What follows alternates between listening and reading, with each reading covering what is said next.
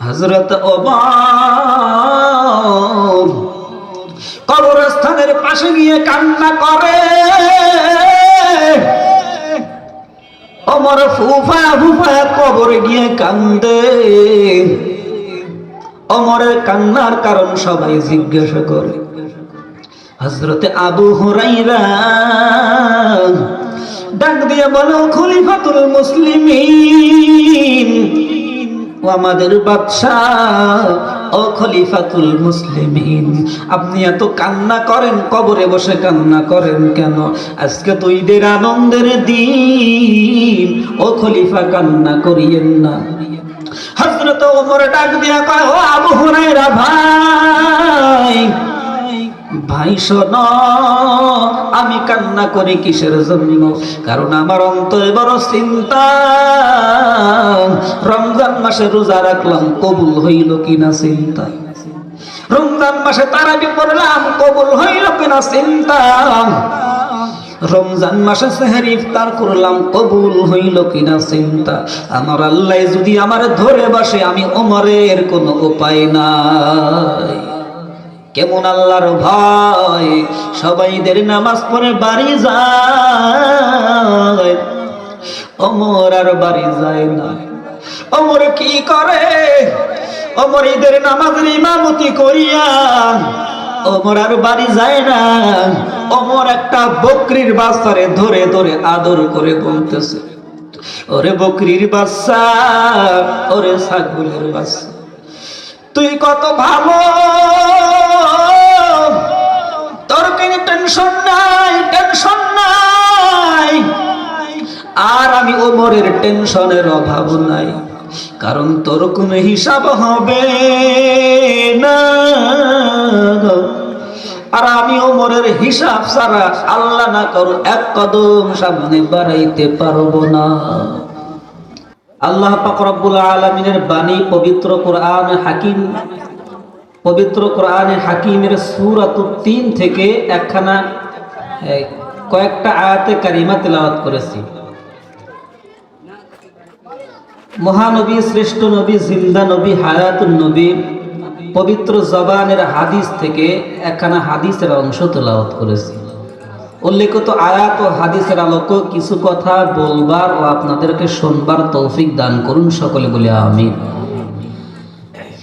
আল্লাহ পাক রব্বুল আলামিন কোরআনে হাকিমের মধ্যে বলেন,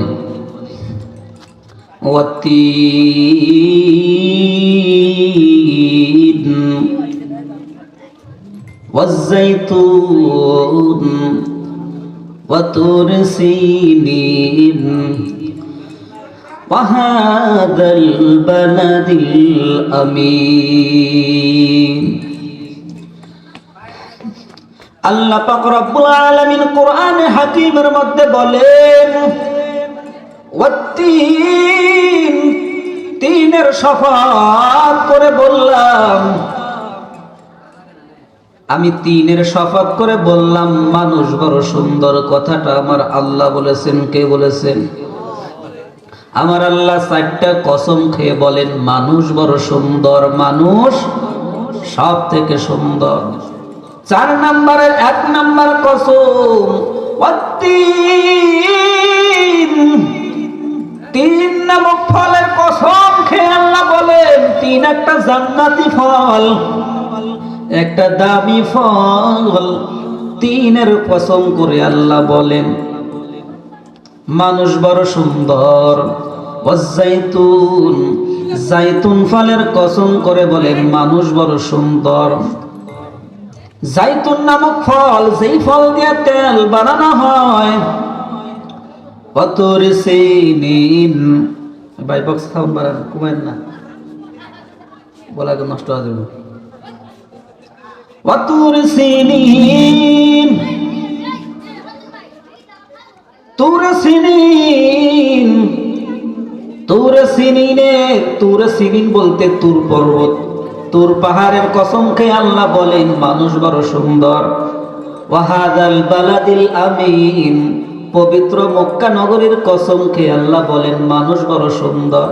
চারটা কসম খাইয়া কোরআনের মধ্যে আল্লাহ বলেন লাকাদ খালাকনাল ইনসানা ফি আহসানি তাকবীম। আল্লাহু আকবার।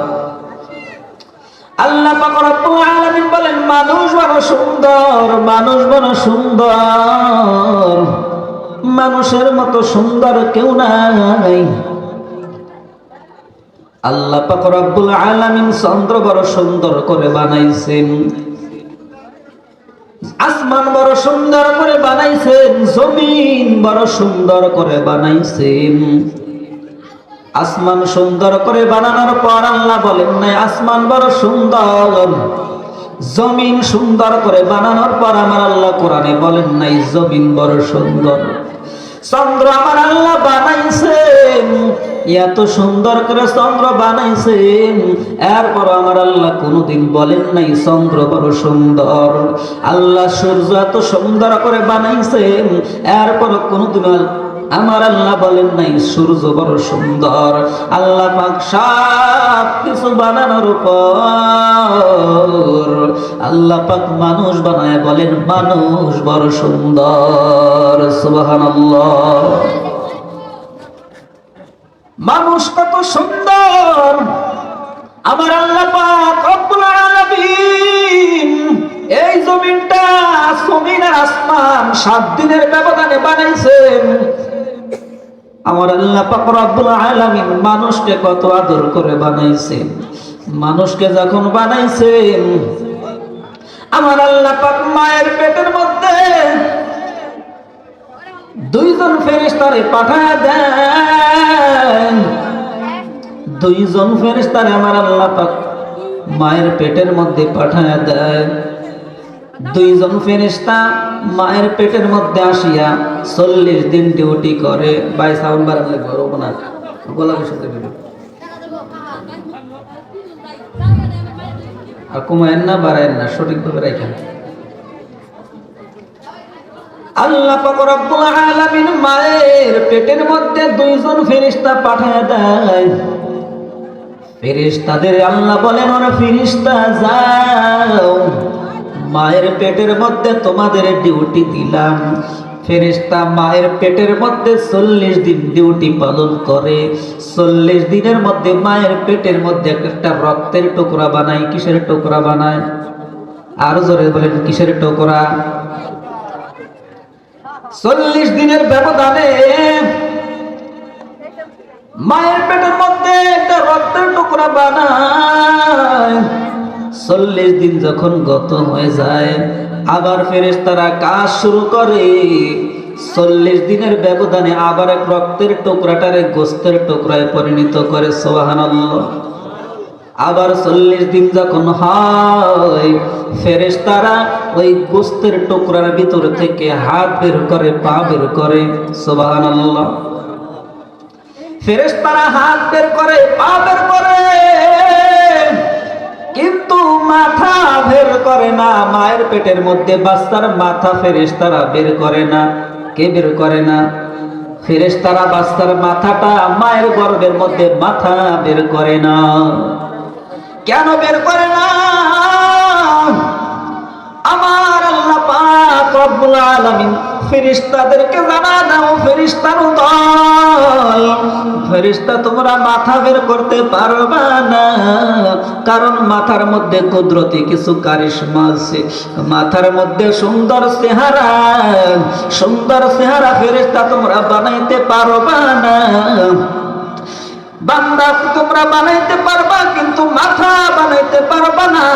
বান্দার বডি বানাইবা, মাথা বানাইবা না। মাথার মধ্যে কুদরতি কারিশমা। বান্দার চেহারার দিকে তাকাও, বান্দার চেহারার দিকে তাকায় দেখো কত বান্দা কবরে, কোটি কোটি বান্দা কবরে চলে গেছে, আবার কোটি কোটি বান্দা দুনিয়ার জমিনে জীবিত আছে। সমস্ত বান্দারে যদি এক জায়গা করা হয় কোটি কোটি মানুষের ভিড়, একজন মানুষের চেহারাও মিল খায় না, ঠিক কিনা? আমরা সবাই বাস করি ভাই দুনিয়ারই অঙ্গে, হাতের রেখা মুখের ধরন মেলে না কারো সঙ্গে, ঠিক কিনা? আর মেলে না কলমের সই বুড়ি আঙ্গুলের টিপ, প্রমাণ হলো মহান প্রভু একজন আছেন, ঠিক ঠিক কিনা তারা বলে? আমার আল্লাহ পাক রব্বুল আলামিন ফেরেশতাদেরকে মায়ের পেটের মধ্যে পাঠায় বলে, ওরে ফেরেশতা শোনো, মায়ের পেটের মধ্যে সন্তান তোমরা, মায়ের সন্তান তোমরা দেহ বানাইবা, বান্দার দেহ বানাইবা, মাথা বানাইবা না। মাথা আমি আল্লাহ কুদরতি হাত দিয়ে বানাইব, সুবহানাল্লাহ। কারণ মাথার মধ্যে কিছু দামি জিনিস, তার মধ্যে একটা হলো কপাল। বান্দা যেই কপাল দিয়ে আমি মাওলার কুদরতি পায়ে সিজদা লাগায়া দিবে, আমি আল্লাহর কুদরতি অন্তর ঠান্ডা হয়ে যাবে। অতএব দামি কপাল, এই কপাল ফেরেশতারা বানাইলে হবে না। বান্দা কপালের থেকে নিচে তাকা দেখো, আল্লাহ পাক বলেন ফালা তাতাফাক্কারুন, বান্দা চিন্তা ফিকির করো। বান্দা যদি চিন্তা ফিকির করো, তুমি নিজের মধ্যেই যদি তোমার বডির দিকে তাকায় বান্দা চিন্তা করো, বান্দা তুমি আমি মাওলার তালাশ পেয়ে যাইবা, সুবহানাল্লাহ। কেন? কপাল থেকে একটু নিচে নামলেই হলো বুরু। কপালে ভুরু আছে, দুই চোখের উপরে ভুরু। বান্দার মাথার চুল বড় হয়, কাটতে হয়, মাসে মাসে বান্দার চুল কাটতে হয়, ঠিক কিনা? বান্দার দাড়ি বড় হয়, এক মুষ্টি দাড়ি কাটতে হয়। বান্দা তোমার 80 বছর বয়স হয়ে গেল, 60 বছর বয়স হয়ে গেল, বলো কয়দিন আমাদের ভুরু কাটা লাগে? লাগে কি? ভুরু কাটতে হয় না, কাটতে হয় না। কেন? ভুরুটা বড় হইলেও তো পারতো, ভুরু বড় হয় না। আমার আল্লাহ কুদরতি হাত দিয়ে চেহারা বানাইছে, সুবহানাল্লাহ। আমার আল্লাহর মতো বড় কারিগর কেউ নাই, কেউ নাই। আমার আল্লাহ বান্দার চক্ষু বানাইছে। আল্লাহ বলে, ও ফেরেশতা, বান্দার চেহারার দিকে তাকাইলে একটা চক্ষু, এই চক্ষু কত বড় দামি নিয়ামত। যার দুখানা চোখ নাই তারে গিয়ে জিজ্ঞাসা করো চক্ষু কত বড় দামি নিয়ামত। বান্দা একটা লাইটে চার্জ না দিলে জ্বলে না। 80 বছর 70 বছর বয়স হয়ে গেছে, একটা দিনের জন্য চার্জ দেওয়া লাগে না, ঠিক কিনা? চোখের লাইটে চার্জ দিতে হয় না। আমার মাওলা পাক রব্বুল আলামিন এমন চার্জ দিয়ে দিছে, মরণের আগ পর্যন্ত কামে লাগে, সুবহানাল্লাহ। বান্দার নিচে নামলে মুখের জিহ্বা সবই তো দামি। আমি কিছু জিনিসের নমুনা দিচ্ছি। আমার মাওলায়ে কারীম কেমনে মানুষের বানাইছে।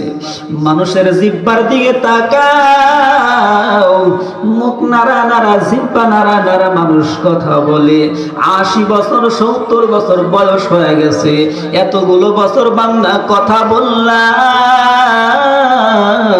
বলো কলবার তোমার জিহ্বা ব্যথা হইছে নি? জিহ্বা ব্যথা হয় নাই। অথচ হাত দিয়ে যদি কাজ করি হাত ব্যথা হয়ে যায়। পা দিয়ে যদি কাজ করি, পা দিয়ে যদি 1 ঘন্টা হাঁটি আমাদের পা ব্যথা হয়ে যায়। অথচ 80 বছর 70 বছর বয়স হয়ে গেছে, বান্দা এত কথাই যে বললাম, কোনদিন তোমার জিহ্বা ব্যথা হইল না, ঠিক কিনা? এই জন্যই তো আমার আল্লাহ পাক রব্বুল আলামিন কোরআনের মধ্যে বলেন, লাকাদ খালাকনাল ইনসানা ফি আহসানি তাকবীর। আল্লাহু আকবার। আমার আল্লাহ বলেন, মানুষের মতো সুন্দর কেউ নাই। মানুষের মতো সুন্দর কেউ নাই। ওরে মানুষ, ফিরিস্তা আমি আল্লাহ বানাইছি, ফিরিস্তা জীবনে একটা পর্যন্ত গুনাহ করে না, নূর দিয়ে ফেরেশতারে বানাইছি আমি আল্লাহ, তারপরও বানাই না ফেরেশতা, আমি আল্লাহ তারপরও বলি না ফেরেশতা বড় সুন্দর, আমি আল্লাহ বলেছি মানুষ বড় সুন্দর। সুবহানাল্লাহ। আমার আল্লাহ পাক রব্বুল আলামিন কোরআনের মধ্যে বলেছেন ওয়াখুলিকাল ইনসানু যায়ীফা। ওরে মানুষ, তোমরা সুন্দর হওয়ার কারণে ভিন্ন মাখলুকের সাথে মন্দ আচরণ করিও না, ভিন্ন মাখলুককে তোমরা হিংসার নজর দেখো না। ওরে মানুষ, তোমরা যতই সুন্দর হও না কেন তোমরা কিন্তু দুর্বল, তোমরা কিন্তু দুর্বল। ওয়াখুলিকাল ইনসানু যায়ীফা। আল্লাহ বলেন মানুষ যতই সুন্দর হোক না কেন মানুষ হলো দুর্বল।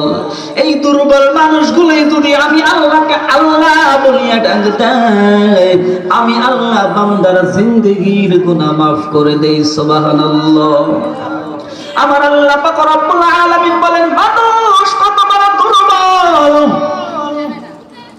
মানুষ অহংকারী করার কিছু নাই, মানুষ কত বড় দুর্বল একটু খেয়াল করলেই দেখা যায়। একটা গরুর যে শক্তি আছে মানুষের সেই শক্তি আছে নাকি? একটা মুরগির মাঝখান দিকে বান্দা তাকাও, মুরগির বাচ্চা ডিম থেকে বাহির হওয়ার পর 1-2 দিন পর তার মায়ের সাথে হাঁটা আরম্ভ করে দেয়, ঠিক কিনা? মানুষের বাচ্চার দ্বারা হাঁটা সম্ভব না। মানুষের ছেলেমেয়েরা 2 বছর 2.5 বছর না হলে হাঁটতে পারে না। 2 বছর হতে হবে তাইলে মানুষের ছেলে মেয়েরা হাঁটতে পারবে। তার মানে বোঝা গেল মানুষ হলো দুর্বল। একটা হাঁসের বাচ্চার দিকে মানুষ তাকাও, হাঁসের বাচ্চা ডিম থেকে বাহির হওয়ার পর 1-2 দিন পর তার পানির মধ্যে সাঁতরাইতে থাকে। সুবহানাল্লাহ। মানুষের বাচ্চা পারবে কি? মানুষের ছেলে মেয়ের দ্বারা সম্ভব না, সম্ভব না। এখনো ঢাকার শহরে কিছু মানুষ আছে 30 বছর 40 বছর বয়স হয়ে গেছে, আজও পর্যন্ত সাঁতার কাটতে পারে না, ঠিক কিনা? আছে না নাই? জোরে বলেন। আপনাদের কি খারাপ লাগতেছে? তাহলে জবাব দিবেন, আছে না নাই? 40 বছর বয়স হয়ে গেছে, ঢাকার শহরে বিল্ডিং এর উপরে থাকে, পানি দেখলে ভয় পায়, পানিতে সাঁতরাইতে ভয় পায়, কারণ সে তো সাঁতারই জানে না। মানুষের বাচ্চারে সাঁতার শেখাইলে সাঁতার পারবে, সাঁতার না শেখাইলে আজীবন সাঁতরাইতে পারবে না, ঠিক কিনা? আর হাঁসের বাচ্চা জন্মের পর থেকে ওদের কে সাঁতার শেখায়া দিল? কে ওদের সাঁতার শেখায়া দিল? এর মানে বোঝা গেল আল্লাহ হাঁসের বাচ্চা, মুরগির বাচ্চা, সমস্ত প্রাণী হলো সবল, মানুষ হলো দুর্বল, ঠিক কিনা?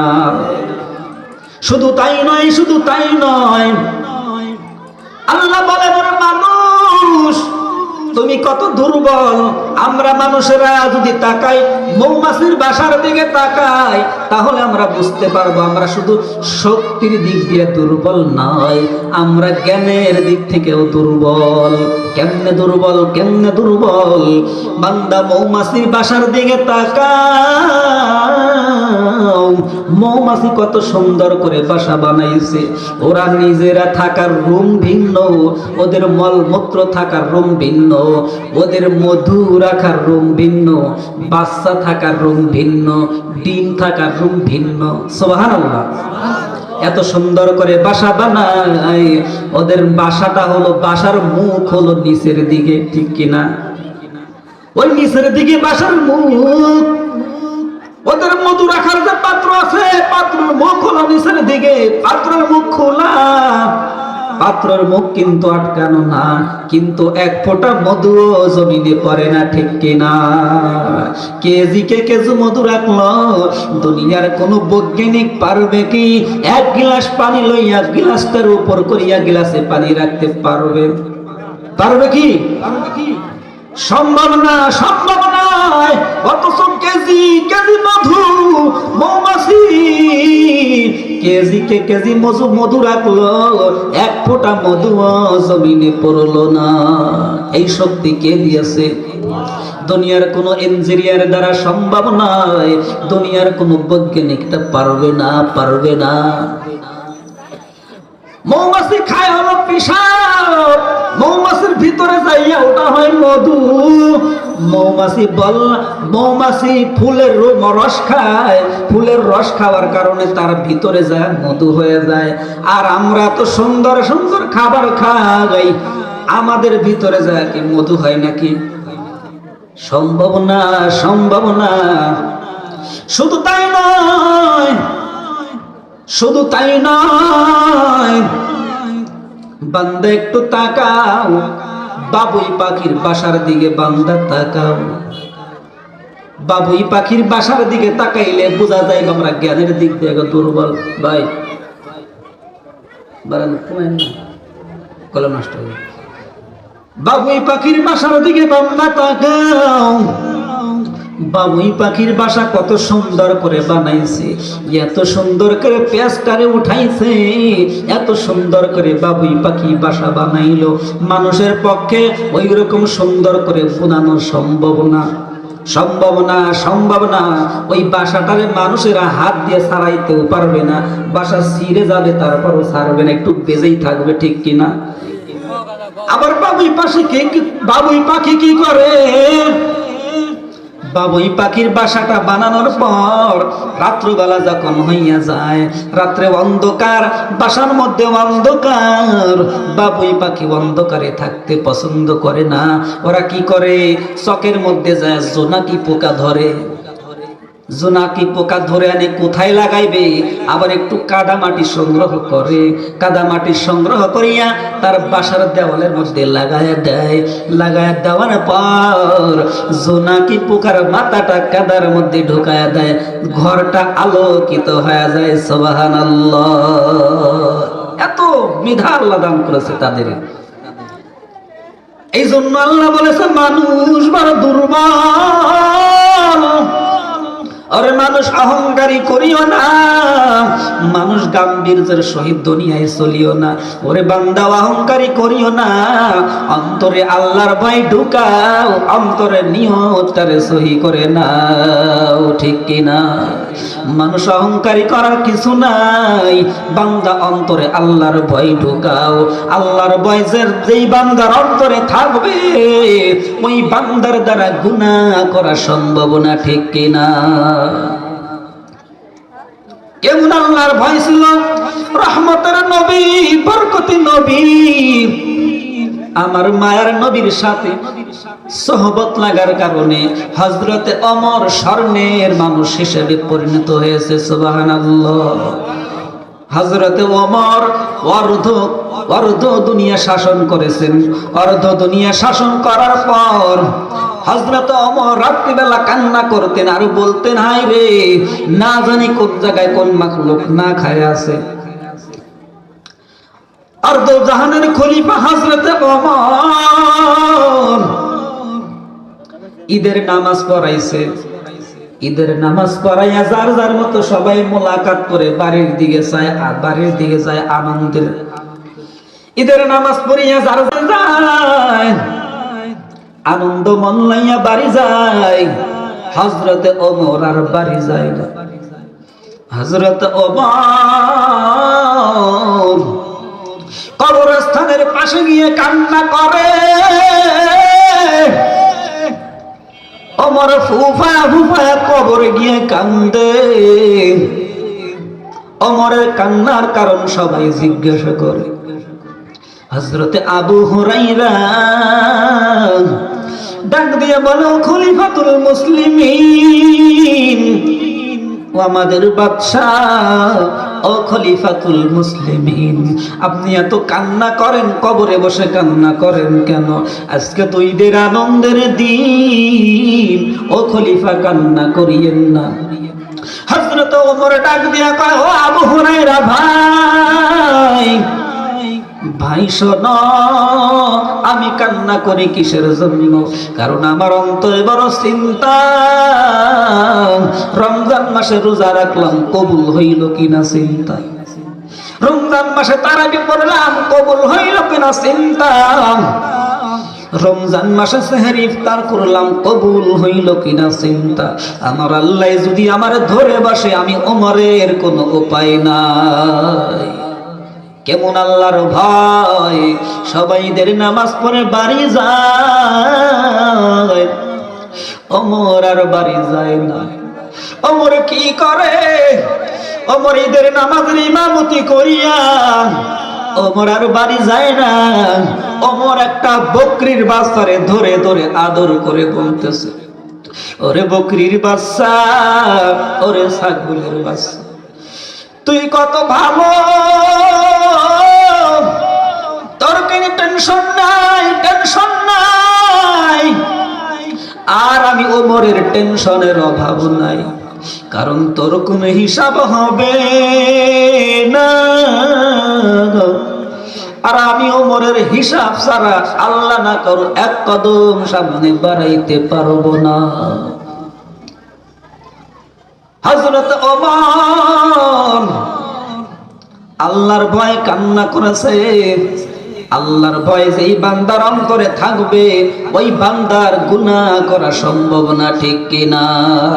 ওরে মানুষ, কিসের এত অহংকার, কিসের এত বাহাদুরি? আজকে যদি তুমি মরিয়া যাও, তোমাকে একটা পয়সাও কবরে দিয়ে দিবে না, ঠিক কিনা? अरे मानुष হইছো বেহুশ দুনিয়ার পিছে, কি জবাব দিবি রে তুই আল্লাহর কাছে, ঠিক না? अरे मानुष হইছো বেহুশ দুনিয়ার পিছে, কি জবাব দিবি রে তুই আল্লাহর কাছে।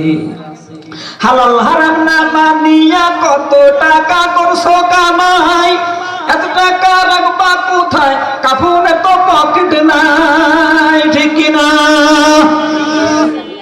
হালাল হারাম না মানিয়া কত টাকা করছো কামাই, এত টাকা রাখবা কোথায়? কাফনে তো পকেট নাই।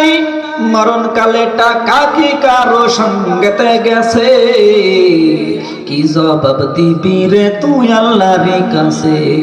ওরে মানুষ হইছো বেহুশ দুনিয়ার পিছে, কি জবাব দিবি রে তুই আল্লাহর কাছে, ঠিক কিনা? জোরে বলেন।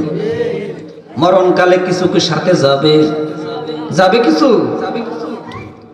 কিছুই যাবে না, কিছুই যাবে না। 7 মুলুকের বাদশা ছিলেন সিকান্দার।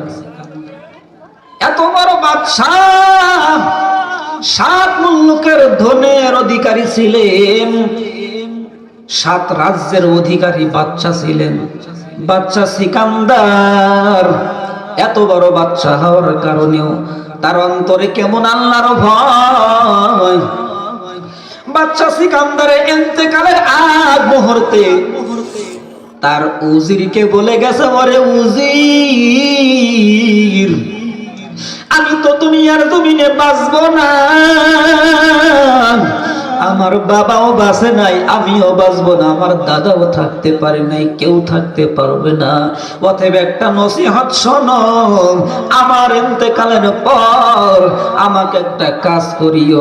আমার ইন্তেকালের পর গোসল দিবা, গোসল দেওয়ার পর আমাকে যখন খাটিয়ায় তুলবা, কবরে নেওয়ার আগ মুহূর্তে খাটিয়াটা একটু রাজ্যের মধ্যে ঘোরায় দিও। কেমনি করে?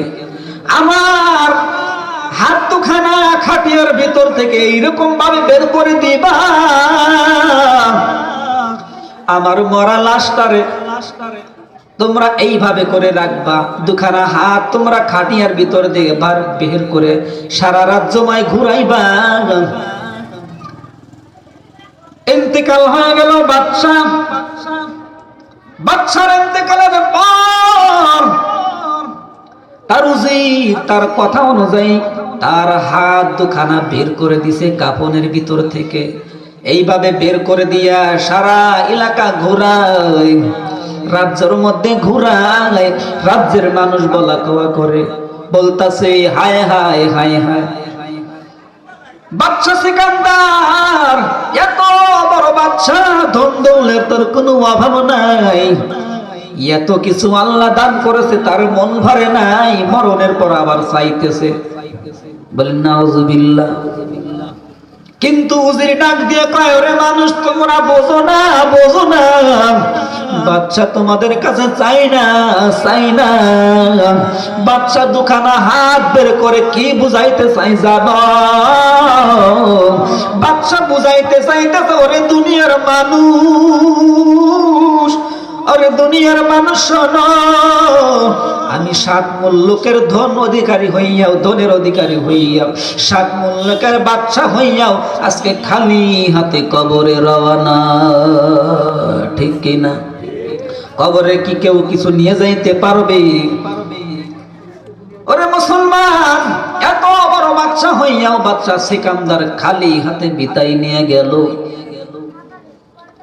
আমাকে আপনাকেও খালি হাতে বিদায় নিতে হবে, ঠিক কিনা? মাজার সুতাটা পর্যন্ত কাটিয়ে রাখে দিবে।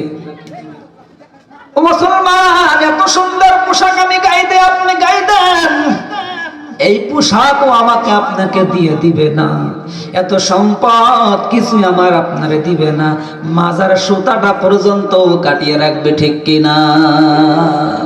যেতে হবে খালি হাতে, সঙ্গে কিছুই যাবে না,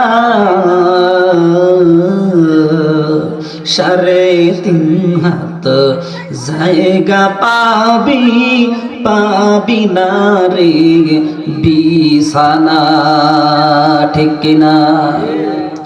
আজকে তুমি যাদের লাগি শুধুই পাগল পারা, যেতে হবে একা একা, কেউ যাবে না তারা, সারতে হবে মায়ার বাঁধন, সাদের বালাখানা,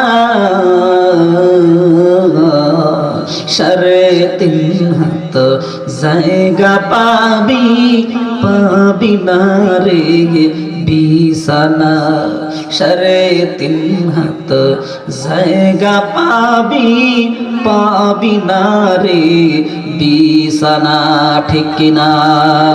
জোরে বলেন আল্লাহু আকবার, আর জোরে বলেন আল্লাহু আকবার।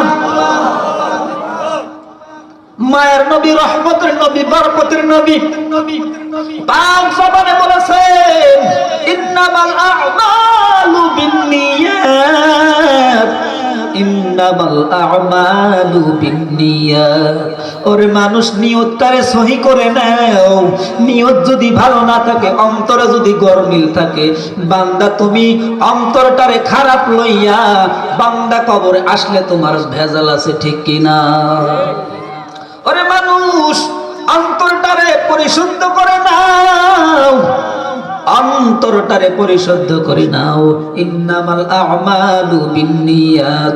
বান্দা, তুমি যে কোনো কাজ করবা না কেন, ভালো কাজের প্রতি তোমার নিয়ত থাকবা অটল, মন্দ কাজে তুমি নিয়ত করবা না।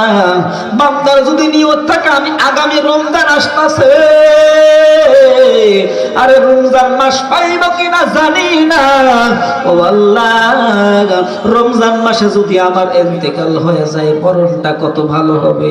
রমজানের আগ মুহূর্তে যদি মুরব্বী বাবা তোমার মরণ হয়ে যায়, তুমি যে নিয়ত করেছিলা রমজানের মধ্যে রোজা রাখবো, আল্লাহ পাক রব্বুল আলামিন পূর্ণ রমজানের সওয়াব দান করবেন, সুবহানাল্লাহ। নিয়তের উপর নির্ভরশীল বান্দা। ইন্নামাল আ'মালু বিন্নিয়াত, সমস্ত কাজই নিয়তের উপর নির্ভরশীল। মানুষ কেমন নিয়ত? হযরতে আদম যখন পদার্পণ করলেন, আদম নবী দুনিয়ার জমিনে আসলেন। দুনিয়ার জমিনে আসার পর একদল হরিণ জংলা থেকে দৌড় মারছে। জংলার হরিণেরা দৌড় মারে, আর এক হরিণের বলে, ওরে হরিণের দল, তোমরা জানো কি পয়গম্বর আদম সর্বপ্রথম মানুষ, সর্বপ্রথম মানুষ, সর্বপ্রথম নবী, বরকতের নবী, রহমতের নবী আদম নবী। আদম নবী দুনিয়ার জমিনে আসছে। হরিণের দল দৌড় মারছে আদম নবীকে দেখার জন্য। এক হরিণ আর এক হরিণের বলে, ওরে চলো চলো চলো, আদম নবী নাকি দুনিয়ার জমিনে আসছে। হরিণের দল দৌড় মারছে, দৌড় মারছে, কিছু হরিণ যায় নাই, কিন্তু বাকি হরিণগুলো আদম নবীর চেহারা দেখার জন্য, বরকত নেওয়ার জন্য দৌড় মারছে। সুবহানাল্লাহ। হরিণের দল দৌড় মারছে, দৌড়াইতে দৌড়াইতে আদম নবীর কাছে চলে গেছে। আদম নবীর কাছে যাওয়ার পর সালাম বিনিময় করলো। আদম নবীর সুন্দর চেহারা দেখে সবাই মুগ্ধ হইল। আদম নবী ডাক দিয়ে কয়, ওরে হরিণের দল, তোমরা আমার কাছে আসছো, আমার তো দেওয়ার মতো কিছু নাই, তোমাদেরকে তো হাদিয়া দেওয়া দরকার। আমার কাছে যেহেতু তোমরা আসছো, দেওয়ার মতো কিছু নাই। ওরে হরিণের দল, তবে আমি জান্নাত থেকে আসছি, কিছুই তো নিয়ে আসি নাই, তবে আমি জান্নাত থেকে আসছি, আমি খালি পোশাকে আসি নাই, জান্নাতের পাতা দিয়ে পোশাক বানায় আসছিলাম। ওরে হরিণের দল, ধরো পাতা থেকে একটু তোমরা পাতা ছিঁড়ে খাও। আদম নবী হরিণের দলকে পাতা খাইতে দিলেন, জান্নাতি পাতা। কিসের পাতা? জান্নাতি পাতা। হরিণ খাইছে জান্নাতি পাতা। খাওয়ার পর হরিণের গায়ের রং সুন্দর হয়ে গেছে। সুবহানাল্লাহ।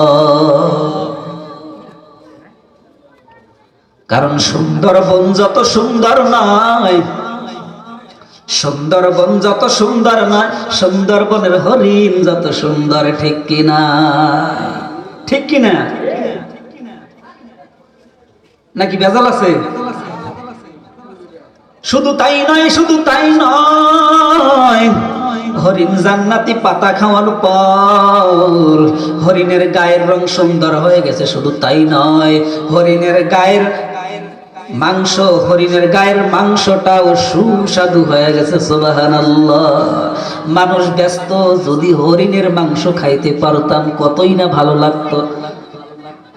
মনে চাই কে চায় না? যদি হরিণের মাংস একটু পাইতাম, গরুর মাংস খাই, মুরগির মাংস খাই, যদি হরিণের একটু মাংস পাইতাম কতই না ভালো লাগতো। শুধু তাই নয়, হরিণের গায়ের রং সুন্দর হয়েছে, গোস্ত সুন্দর হয়েছে। শুধু তাই নয়, হরিণের নাভি কস্তুরী, নাভির থেকে বের হয়েছে। সুবহানাল্লাহ। জান্নাতি পাতার বরকত। জান্নাতি পাতা খাওয়ার পর হরিণের নাভি কস্তুরী বাইর হয়, ওখান থেকে আতর সরবরাহ করা হয়। সুবহানাল্লাহ। নাভি কস্তুরী এত গ্রাম, জংলা মুখরিত হয়ে যায়। সুবহানাল্লাহ। জান্নাতে পাতার বরকত। আদম নবীর সাথে সাক্ষাৎ করিয়া হরিণের দল আবার জংলায় দৌড় মারছে। জংলায় দৌড় মারার পর হরিণীর দল এত সুন্দর চেহারা, আগে তো এত সুন্দর চেহারা ছিল না। আদম নবীর সাথে সাক্ষাৎ করার কারণে, পাতা খাওয়ার কারণে সুন্দর চেহারা হইল। আদম নবীর সুন্দর পাতা খাওয়ার কারণে, জান্নাতি পাতা খাওয়ার কারণে গায়ের রং সুন্দর হইল। এত সুন্দর চাকচিক্য দেখতে অন্য হরিণীরা তাকে জিজ্ঞাসা করে, অন্য হরিণেরা এই হরিণদের জিজ্ঞাসা করে, ও হরিণীর দল, তোমাদের গায়ের রং তো আগে সুন্দর ছিল না, এই 1 ঘন্টার ব্যবধানে তোমাদের গায়ের রং কেমনে সুন্দর হইল? হরিণীর দল বলে, ওরে তোমরা তো যাও নাই, আদম নবীকে দেখার জন্য আমরা গিয়েছিলাম। আদম নবীর বরকতে জান্নাতি পাতা খেয়েছিলাম, ওই জান্নাতি পাতার বরকতে আমাদের গায়ের রং সুন্দর হয়ে গেছে। আমাদের মাংসটাও সুস্বাদু হয়ে গেছে, আমাদের নাভি কস্তুর হয়েছে। ওই আরেক দল হরিণ, ওরা তো ওদের তো মাথা খারাপ হয়ে গেল। কি করা যায়? হায় হায়, আমরা তো গেলাম না, যদি আমরাও যাইতাম আমাদের গায়ের রং সুন্দর হয়ে যাইতো।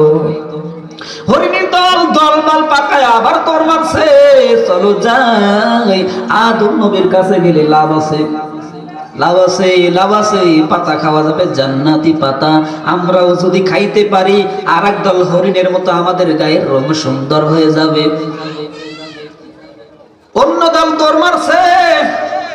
আগের যে হরিণীর দল পাতা খাইতে গিয়েছিল, ওরা তো আসলে পাতা খাইতে যায় নাই, ওরা গেছে নবীজির বরকতের চেহারা দেখতে। আদম নবীর চেহারা বরকতি চেহারায় বরকত নিতে গেছে। সুবহানাল্লাহ। ওদের নিয়ত ছিল ভিন্ন, ওদের নিয়তটা সহি। ওরা গেছে আদম নবীর চেহারা দেখার জন্য, বরকতের চেহারা। এখন যে হরিণীর দল দৌড় মারছে, এরা গেছে পাতা খাওয়ার জন্য। ঠিক কিনা? পাতা খাওয়ার জন্য যাইতেছে। আদম নবীর কাছে গিয়ে সাক্ষাৎ করলো, সালাম বিনিময় করলো। আদম নবী এদের কেউ পাতা দিল, কিন্তু এদের গায়ের রং সুন্দর হয় নাই। অন্য বর্ণনায় আসছে, হায়াতুল হায়াওয়ান নামক কিতাবের মধ্যে পাওয়া যায় হরিণের গায়ের রং সুন্দর হয়েছে, মাংস সুন্দর হয়েছে, কিন্তু নাভি কস্তুরী হয় নাই। ঠিক কিনা? জান্নাতি পাতা যেহেতু খাইছে, বরকত তো হবেই। জেনে খাক আর না জেনে খাক, নিয়ত করে খাক আর অনিয়ত করে খাক, জান্নাতি পাতার একটা বরকত আছে না নাই? জান্নাতি পাতা খাইছে, ওদের গায়ের রং সুন্দর হয়েছে, কিন্তু নাভি কস্তুরী বের হয় নাই। কারণ নিয়তের মধ্যে ভেজাল। আগের হরিণ গিয়েছিল রহমতের নবীকে দেখার জন্য, আগের হরিণ গিয়েছিল আদম নবীর চেহারা দর্শনের জন্য। এরা তো আদম নবীকে দেখার জন্য যাই নাই, এরা গেছে লোভে পড়িয়া। ঠিক কিনা? আমরাও যদি নিয়ত করি, হায় হায়, আমরা এখানে আসছি ওয়াজ শোনার জন্য, এখান থেকে কিছু শুনি আমল করব, আমার আল্লাহ আমাকে জান্নাতের মেহমান বানাইতে পারে। ঠিক কিনা? আমাদের নিয়তটা যদি শুদ্ধ হয়, আল্লাহ পাক আমাদেরকেও বরকত দান করবেন। ঠিক কিনা? আদম নবী যখন দুনিয়ার জমিনে আসলেন, আদম নবী যখন দুনিয়ার জমিনে আসলেন, কিসের জন্য আসলেন আমরা সবাই জানি, জানি কি জানি না? কোরআনের মধ্যে আল্লাহ পাক বলেছেন, ওয়ালা তাকরাবা হাদিহিশ শাজারাতা ফাতাকুনা মিনাজ জালিমিন। আদম আলাইহিস সালামকে আল্লাহ বলেছিলেন, ও আদম, জান্নাতে বসবাস করো, ভালো, কিন্তু জান্নাতের মধ্যে একটা নিষিদ্ধ গাছ, জান্নাতের মধ্যে একটা নিষিদ্ধ গাছ আছে। ওই গাছের ফল খাওয়া তো দূরের কথা, ওই গাছের কাছেও তোমরা যাও না। আদম নবী কেমনে কেমনে যেন শয়তানের প্রলোভনে পড়ে, শয়তান হাওয়া আলাইহিস সালামকে আদম নবীর স্ত্রীকে খাওয়াইছে, তারপরে আদম নবী না জেনে খাইছে। এই জন্য আল্লাহ পাক বলেছে, ও আদম, যেহেতু খাইছো, তোমরা এই জান্নাতে থাকতে পারবা না। আমার হুকুম যারা মানবে তারাই জান্নাতি, তারাই জান্নাতে থাকবে। যেহেতু আমার হুকুমের অমান্য হয়েছে, আর জান্নাতে তোমাদের স্থান নাই, যাও যাও। আল্লাহ পাক আদম নবীকে আর আম্মা জান হাওয়াকে দুনিয়ার জমিনে পাঠায়া দিয়েছে। ঠিক কিনা? আদম নবী দুনিয়ার জমিনে আসছে, আসিয়া কান্না করতেছে, কান্না করে, হায় হায়, আমার দয়ার আল্লাহর, আমার মায়ার আল্লাহর কথা অমান্য করেছি। আমার আল্লাহ বলেছিল ওই গাছের কাছেও যাইতে নিষেধ করেছিল, আমার আল্লাহ নিষেধ করা সত্ত্বেও ওই গাছের কাছে গেছি তো গেছি, আমার ওই গাছের ফল ভক্ষণ করেছি। হায় হায় হায় হায়, ও আল্লাহ আমারে মাফ করে দাও। আদম নবী এইভাবে কান্না করে। একদিন নয়, দুদিন নয়, কোন কোন বর্ণনা আছে হাজার হাজার বর্ণনা, হাজার হাজার বছর কান্না করেছে। আবার কোন কোন বর্ণনা আছে শত শত বছর কান্না করেছে। কান্না করতে করতে করতে করতে আদম নবী আসমানের দিকে তার নজর চলে গেল। আসমানের দিকে লেখা দেখে লা ইলাহা ইল্লাল্লাহু মুহাম্মাদুর রাসূলুল্লাহ সাল্লাল্লাহু। আদম নবী আসমানের দিকে তাকাইছে, হঠাৎ দেখে কালেমা লা ইলাহা ইল্লাল্লাহ আল্লাহর নাম, পাশে আবার মুহাম্মাদুর রাসূলুল্লাহ। আদম নবী বলে আল্লাহ, আসমানের মধ্যে আপনার নামের পাশে আবার কার নাম দেখা যায়? মুহাম্মদ। আদম নামে সর্বপ্রথম তুমি আমায় বানাইয়া তোমার সাথে কার নামটা রাখিলা লিখিয়া। আল্লাহু আকবার বলেন, আর জোরে বলেন আল্লাহু আকবার। আদম নামে সর্বপ্রথম তুমি আমায় বানাইয়া তোমার সাথে কার নামটা রাখিলা লিখিয়া। আমার আল্লাহ বলেন, ওরে আদম, ইনি হলেন আমার দোস্ত মুহাম্মদ, আমার সাথে জড়িত। যাহার সৃষ্টি না হইলে আসমান জমিন না হইত, ঠিক কিনা? আদম নবী তখন কান্না করে বলে, আল দয়ার মালিক, ইনি যদি আপনার এত প্রিয় বান্দা হয়ে থাকে, ও আল্লাহ, এই বান্দার ওসিলায় আমি আদমকে আপনি মাফ করে দেন।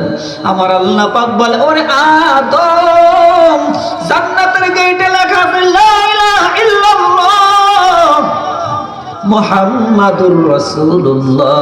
জান্নাতের গেট থেকে যখন বাইর হইলা, ওই কালেমা দেখিয়া যদি আজকের মতো বলতে, আল্লাহ, এই মুহাম্মদ নামের খাতির আমারে মাফ করে দাও, ও আদম, তোমার দুনিয়া আসা লাগতো না, জান্নাতের গেটেই তোমারে মাফ করে দিতাম। সুবহানাল্লাহ।